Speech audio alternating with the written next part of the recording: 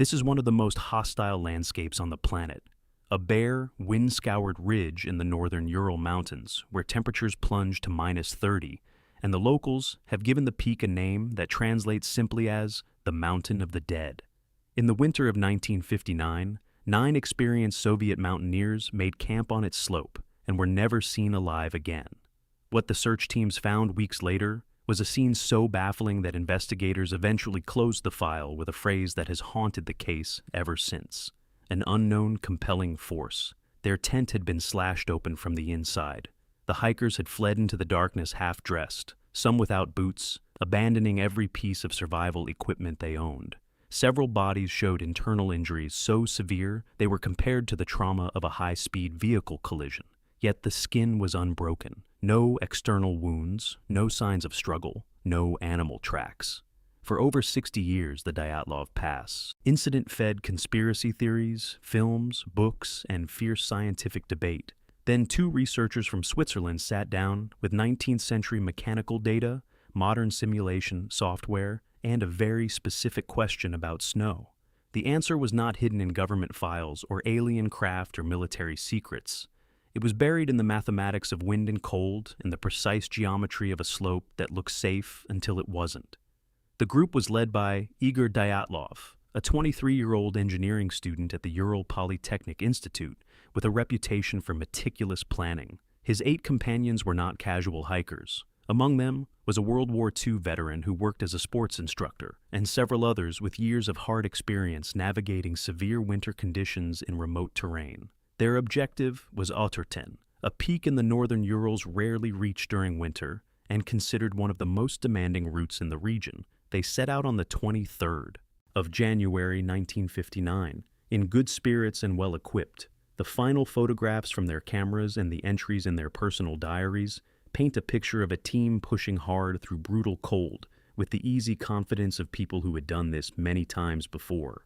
On the night of the 1st of February, they deviated slightly from their planned route and decided to camp on an exposed slope just below the summit of Kholat Syakhl, rather than descend to a sheltered valley. It was a calculated decision made to save time and position themselves for the next day's push. They dug a flat platform into the snow to level the tent, ate dinner together, and settled into their sleeping bags for the night. It was the last decision they would ever make. When search teams finally reached the site weeks later, the tent was barely visible beneath accumulated snow. It had been cut open from the inside, slashed outward in multiple places with a knife.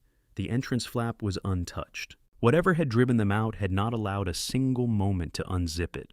Footprints pressed into the snow told the next part of the story. Some were barefoot, some showed only a single sock, all moving downhill toward the tree line in the darkness. Inside the tent, their boots, their warm outer clothing, and their survival gear sat exactly where they had left it.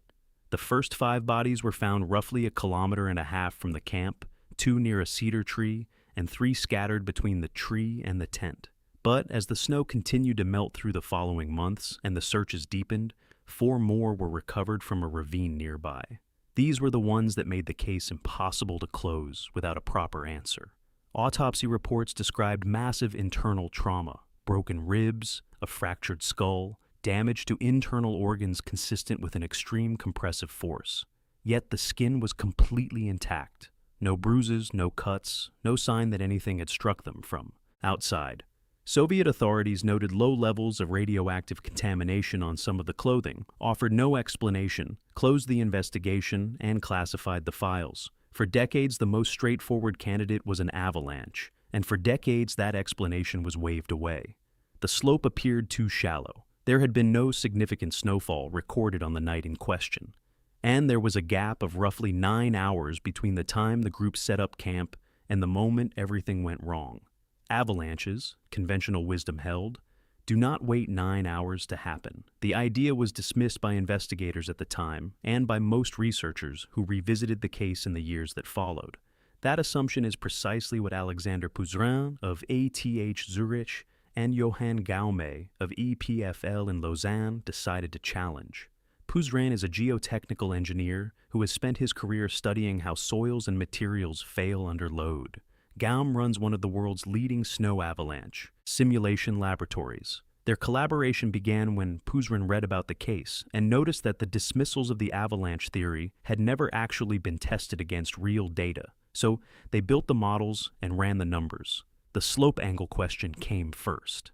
Snow-covered terrain is notoriously difficult to assess visually, and when the researchers applied rigorous topographic analysis to the campsite location, they found it sat close to the 30-degree threshold at which slab avalanches characteristically form. The cut the group had made in the snow to level their tent platform had removed a critical section of the supporting layer, introducing structural instability into the snowpack directly above where they were sleeping.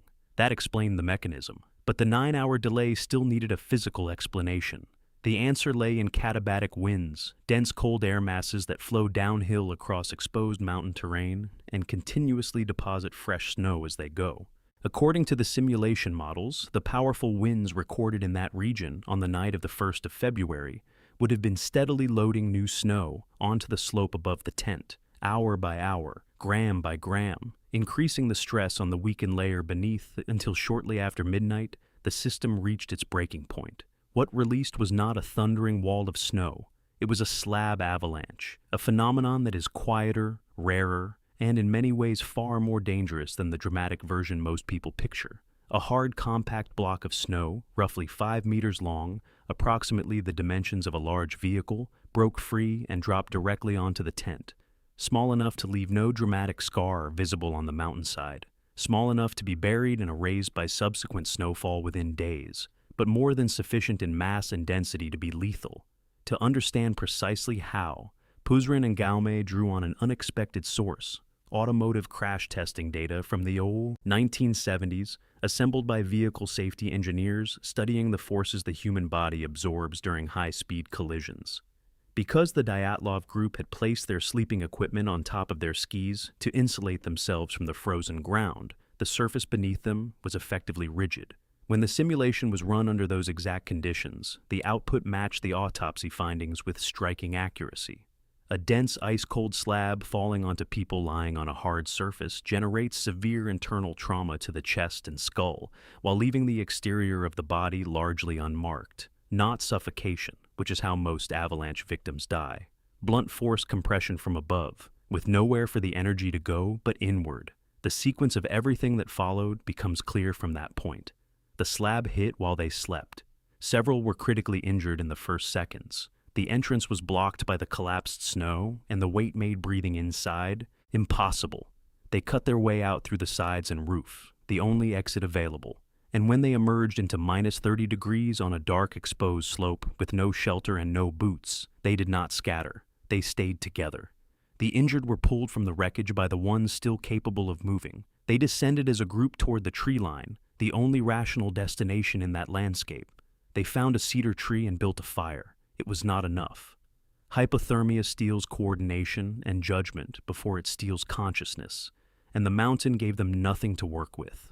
What happened at Dyatlov Pass was not the work of mysterious forces or hidden weapons, or anything that required secrecy to explain. It was a rare and precisely unlucky combination of a delayed slab, a rigid sleeping surface, and a storm that erased its own evidence before anyone arrived to read it. 9 people with every skill and every preparation that experience could provide walked into a set of physical conditions that no amount of training anticipates. The unknown compelling force had a name. It always did. The investigation just did not have the tools to find it.